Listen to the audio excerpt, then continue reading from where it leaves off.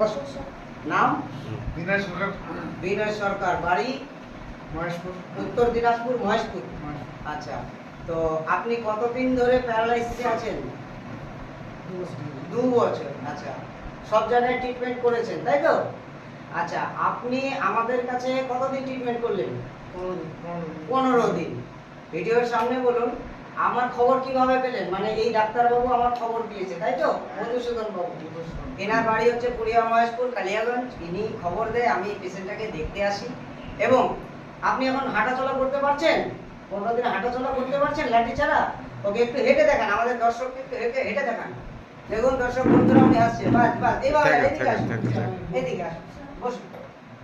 তো দেখছেন বন্ধুরা, ইনি হাঁটছে, 15 দিনের ইমপ্রুভমেন্ট। ওকে, আপনি এই ওষুধটা হাতে নেবেন, মানে আপনি যেটা খেয়ে ভালো হয়েছে এটা হাতে নেন।